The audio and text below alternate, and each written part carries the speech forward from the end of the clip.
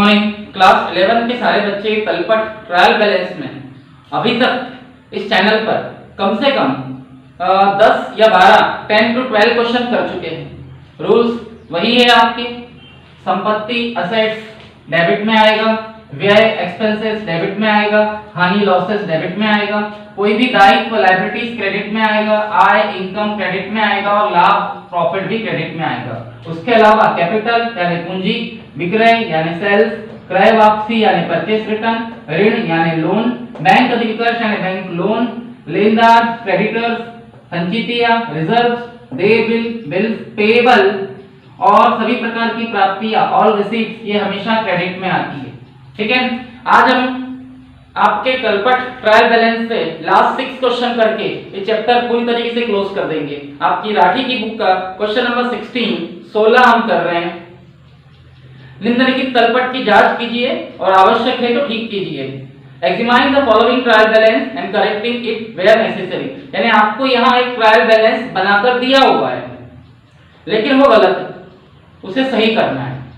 जैसे कैपिटल 11,250 है, 11,250 उसे डेबिट में लिया है, जबकि कैपिटल आना चाहिए क्रेडिट में, तो आप वो क्रेडिट में लिखोगे।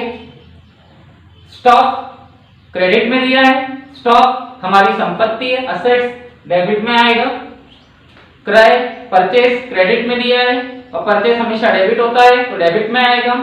भीतरी वापसी रिटर्न इनवर्ड यानी बिजनेस के अंदर माल वापस आया, इसका मतलब वो माल हमने किसी को बेचा था, तो ये विक्रय वापसी है। सेल्स रिटर्न हमारा बेचा हुआ माल हमारे पास वापस आया तो यह हमारे बिजनेस के लिए हानि है, लॉस, ये डेबिट में आएगा और उसने उसे क्रेडिट में लिया है। बाहरी वापसी रिटर्न आउटवर्ड, बाहरी वापसी रिटर्न आउटवर्ड यानी हमने बिजनेस के बाहर माल वापस किया, इसका मतलब हमने वो गुड्स खरीदा था और खरीदा हुआ माल वापस करना कहलाता है क्रय वापसी, परचेस रिटर्न, और ये हमेशा क्रेडिट होता है तो ये क्रेडिट में आएगा। सेल्स क्रेडिट में आएगा। आयात कर इंपोर्ट ड्यूटी एक प्रकार का खर्चा है, डेबिट में आएगा। गाड़ी भाड़ा क्रय का और विक्रय का, carriage on purchase carriage on sales यानी माल खरीदते समय दिया गया भाड़ा और माल बेचते समय दिया गया भाड़ा, ये दोनों हमारे खर्चे हैं, दोनों डेबिट में आएंगे। सैलरी खर्चा है, डेबिट में आएगा। आहरण ड्राइंग नुकसान है, लॉस है, डेबिट में आएगा। आहरण के बाद किराया रेंट खर्चा है, डेबिट में आएगा। सामान्य व्यय जनरल एक्सपेंसेस खर्चा है, डेबिट में आएगा। अर्जित कमीशन कमीशन अर्न यानी एक ऐसा कमीशन जो हमें मिल रहा है या मिलने वाला है, ये हमारी आय है, इनकम, क्रेडिट में आएगा। बैंक संपत्ति असेट्स डेबिट में आएगा। ऋणी डेटर्स डेटर्स ऋणी यानी वे लोग जिनसे हमें पैसा लेना है, आज ही तो कल मिलेगा, ये हमारी संपत्ति है, असेट्स डेबिट में आएगा। ऋणदाता क्रेडिटर्स क्रेडिटर्स ऋणदाता क्रेडिट में आते हैं, ये वे लोग होते हैं जिन्हें हमें पैसा देना है। घोड़ा गाड़ी हॉर्स एंड कार्ट्स हमारी संपत्ति है, असेट्स डेबिट में आएगा। प्राप्त विपत्र बिल्स रिसीवेबल ऐसे बिल जिनका पैसा हमें मिलने वाला है, ये हमारी संपत्ति है, असेट्स डेबिट में आएगा। दान चैरिटी नुकसान है, लॉस डेबिट में आएगा। और बैंक ऋण लोन हमारे लिए कर्जा है, लायबिलिटीज क्रेडिट में आएगा। तो आप लोग इस तरीके से ये क्वेश्चन कर सकते हो। उसके बाद question number 17, the following trial balance prepared by unexperience accountant. आपको एक ट्रायल बैलेंस दिया है और ये ट्रायल बैलेंस एक अनुभवहीन लेखापाल अनएक्सपीरियंस अकाउंटेंट ने बनाया है, जिसे अकाउंट का कोई खास नॉलेज नहीं है, तो आपको इसे सही करना है। तो हम डायरेक्टली कर देते हैं। पूंजी कैपिटल हमेशा क्रेडिट में आता है। ओपनिंग स्टॉक प्रारंभिक रहतिया डेबिट में आता है क्योंकि ये साल की शुरुआत में पड़ा हुआ माल होता है और ये हमारी संपत्ति है, असेट्स डेबिट में आएगा। यंत्र मशीनरी संपत्ति है, असेट्स डेबिट में आएगा। फर्नीचर भी डेबिट में आएगा। ऋणी डेटर्स वो लोग जिनसे हमें पैसा लेना है, संपत्ति है, असेट्स डेबिट में आएगा। ऋणदाता क्रेडिटर्स क्रेडिट में आएगा। बैंक अधिविकर्ष बैंक ओवरड्राफ्ट देखिए क्रेडिट में आएगा। परचेस क्रय डेबिट में आएगा। दत्त बट्टा डिस्काउंट अलाउड ऐसा डिस्काउंट जो हमने किसी को दिया है, हमारे लिए लॉस है, हानि है, डेबिट में आएगा। वाई विक्रय सेल्स हमेशा क्रेडिट होता है तो क्रेडिट में आएगा। वाई से लिया गया ऋण, लोन फ्रॉम वाई, हमने वाई से लोन लिया तो ये हमारे लिए दायित्व है, लायबिलिटीज, क्योंकि हमने उससे कर्जा लिया है तो लायबिलिटीज होने की वजह से ये क्रेडिट में आएगा। वेतन सैलरी डेबिट में आएगा, ऑलवेज ये आपका खर्चा है।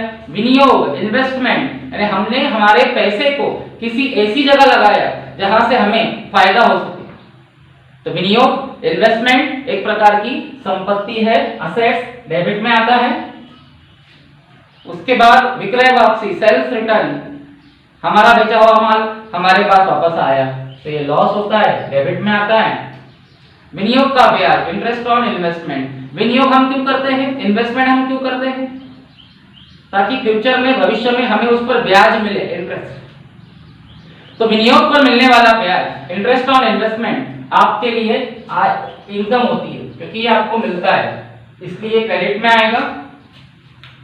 क्रय वापसी परचेज रिटर्न डेफिनेटली क्रेडिट में आता है। विज्ञापन एडवर्टाइजमेंट खर्चा है, लॉस एक्सपेंसेस है, डेबिट में आएगा। बीमा इंश्योरेंस खर्चा है, एक्सपेंसेस है, डेबिट में आएगा। वाई के ऋण का ब्याज इंटरेस्ट ऑन वाई लोन, हमने वाई से लोन लिया था तो वो हमारे लिए दायित्व था, लायबिलिटीज, क्रेडिट में आया। लेकिन हमने जब किसी से कर्जा लिया है तो उसका ब्याज, उसका इंटरेस्ट हमें उसको देना पड़ेगा, तो ये हमारे लिए एक प्रकार की हानि है, लॉस, ये डेबिट में आएगी। ठीक है। और आखिरी में आर ड्रॉइंग्स, बिजनेस से निकाला हुआ माल या पैसा बिजनेस के लिए व्यय है, हानि या लॉस है, सॉरी लॉस है, डेबिट में आएगा। बस हो गया। इसके बाद हम क्वेश्चन नंबर 20 भी कर लेते हैं। ठीक है। ये सब मैं ओरली समझा रहा हूं क्योंकि ये सब क्वेश्चंस आप लोग ओरली समझ सकते हो क्योंकि आप इसके पहले 15 क्वेश्चंस कर चुके हो और 15 क्वेश्चंस में कम से कम मैंने आपको 8 या 9 क्वेश्चन ब्लैक बोर्ड पे करके दिखाए। उसके बाद क्वेश्चन नंबर 20 में भी यही सिस्टम है, आपको एक तलपट, एक ट्रायल बैलेंस बना के दिया है और आपको उसे करेक्ट करना है। ठीक है, कर देते हैं। पूंजी कैपिटल क्रेडिट में आएगा। आहरण ड्राइंग अभी मैंने समझाया, लॉस है, हानि है, डेबिट में आएगा। भूमि भवन, भूमि लैंड हमारी संपत्ति है, असेट्स डेबिट में आएगा। विक्रय सेल्स हमेशा क्रेडिट में आता है। देनदार डेटर्स हमारी संपत्ति है, असेट्स डेबिट में आएगा। परचेस क्रय डेबिट में आएगा। क्रय वापसी परचेस रिटर्न क्रेडिट में आता है। ऋण लोन क्रेडिट में आता है। लेनदार क्रेडिटर क्रेडिट में आते हैं। व्यापारिक व्यय ट्रेड एक्सपेंसेस खर्चा है, डेबिट में आएगा। बैंक में रोकड़ कैश एट बैंक संपत्ति है, असेट्स डेबिट में आएगा। देय विपत्र बिल्स पेएबल, बिल्स पेएबल ये हमेशा क्रेडिट में आते हैं। सैलरी खर्चा है, डेबिट में आएगा। प्रारंभिक स्टॉक ओपनिंग स्टॉक डेबिट में आता है क्योंकि हमारी संपत्ति होती है, असेट्स।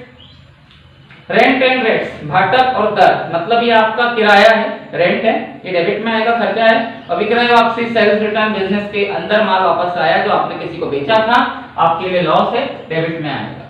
और आखिरी में दोनों साइड का टोटल इक्वल आ जाएगा। ठीक है।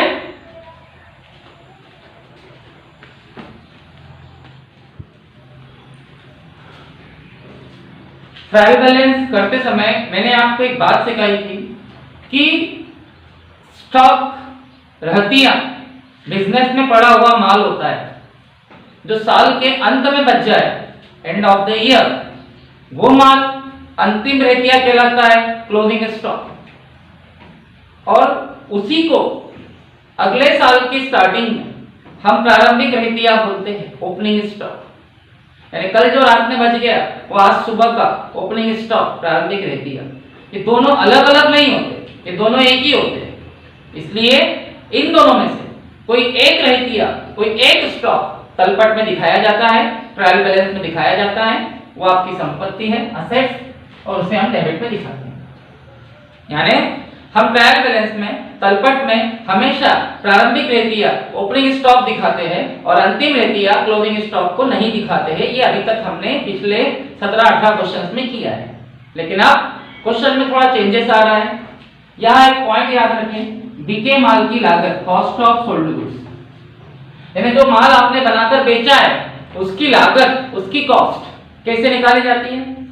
ओपनिंग स्टॉक प्रारंभिक रहतिया में परचेस क्रय प्लस करके, क्लोजिंग स्टॉक अंतिम रहतिया माइनस करके बिके माल की लागत कॉस्ट ऑफ सोल्ड गुड्स आता है।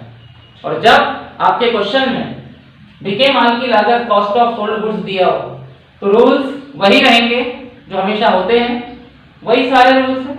बस एक बदलाव आएगा, एक चेंजेस आएगा कि अभी तक प्रारंभिक रहतिया ओपनिंग स्टॉक डेबिट में आता था और अंतिम रहतिया क्लोजिंग स्टॉक नहीं आता था। अब उल्टा होगा, ऑपोजिट होगा, प्रारंभिक रहतिया ओपनिंग स्टॉक नहीं आएगा, उसके स्थान पर, उसकी जगह पर क्लोजिंग स्टॉक अंतिम रहतिया डेबिट में आएगा।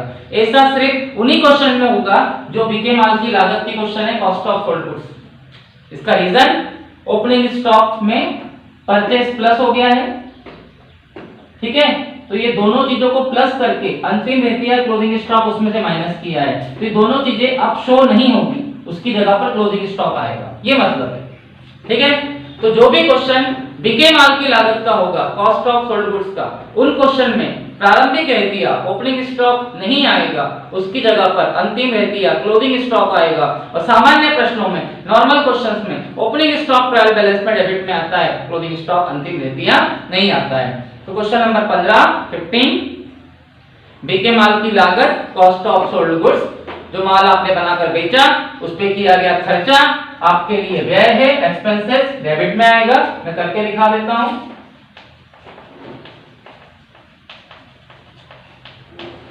ठीक है, और ये है 3 लाख रुपए, 3 लाख रुपीस। उसके बाद देनदार डेटर्स आपकी संपत्ति है, क्योंकि इनसे हमें फ्यूचर में पैसा मिलने वाला है। ये है आपकी 1,20,000 डेबिट में आएगा।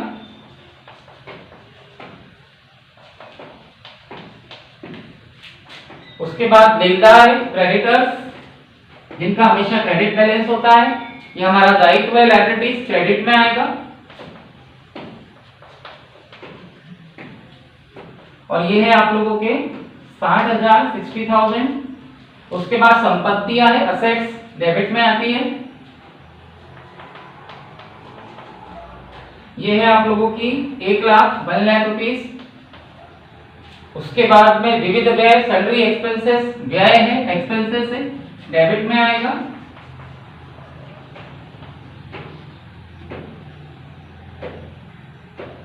$40,000 40,000।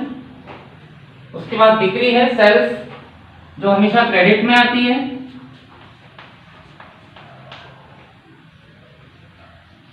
$4 लाख क्रेडिट में आएगा। उसके बाद कैपिटल है, पूंजी, क्रेडिट में आता है। और ये 1,82,000 है। उसके बाद आहरण है, ड्राइंग्स, बिजनेस के लिए नुकसान होता है, लॉस, डेबिट में आएगा। और ये है आपका 2000। उसके बाद प्रारंभिक रहतिया ओपनिंग स्टॉक नहीं आएगा, अभी तक आता था अब नहीं आएगा, उसकी जगह अंतिम रहतिया क्लोजिंग स्टॉक डेबिट में आ जाएगा। ये है आपका 80,000 80,000। और जब आप दोनों साइड का टोटल लगाओगे तो 6,42,000 6,42,000 both sides of total equal आ जाएगा, ठीक है। इसी से रिलेटेड 2 क्वेश्चंस और है। क्वेश्चन नंबर 18 यहाँ एक तलपट दिया है, ट्रायल बैलेंस जो गलत है, आपको उसे सही करना है। समझा देता हूं। बिके माल की लागत cost of sold goods, definitely खर्चा है, डेबिट में आएगा।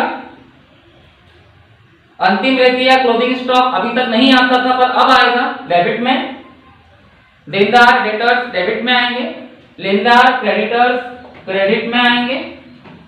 संपत्तियां असेट्स डेफिनेटली डेबिट में आती है। प्रारंभिक रहतिया ओपनिंग स्टॉक नहीं आएगा। व्यय एक्सपेंसेस डेबिट में आएंगे। बिक्री सेल्स क्रेडिट में आएगा और पूंजी कैपिटल भी क्रेडिट में आएगा और दोनों साइड बराबर हो जाएगी, इक्वल। ये आप लोग करके देखिए। और लास्ट क्वेश्चन, क्वेश्चन नंबर 19, ये भी बिके माल की लागत का है, ये भी कॉस्ट ऑफ सोल्ड गुड्स का है। यहाँ ट्रायल बैलेंस गलत दिया है, उसे सही करना है। तो पूंजी कैपिटल क्रेडिट में आएगा। विक्रय सेल्स क्रेडिट में आएगा। वेतन सैलरी खर्चा है, डेबिट में आएगा। ठीक है। उसके बाद ओपनिंग स्टॉक प्रारंभिक रहती है, अब नहीं आएगा। यंत्र मशीनरी संपत्ति है, असेट्स डेबिट में आएगी। लेनदार क्रेडिटर्स क्रेडिट में आएंगे। देनदार डेटर्स संपत्ति है, असेट्स डेबिट में आएगा। अंतिम रहती है क्लोजिंग स्टॉक, अब आएगा डेबिट में। और बिके माल की लागत कॉस्ट ऑफ सोल्ड गुड्स आपका खर्चा है, एक्सपेंसेस डेबिट में आएगा और दोनों साइड का टोटल सेम आ जाएगा। आप ट्रायल बैलेंस चैप्टर से इतने ही क्वेश्चंस करोगे जितने मैंने आपको समझाया है। अब आपका ये चैप्टर पूरी तरीके से क्लोज हो जाता है। ओके।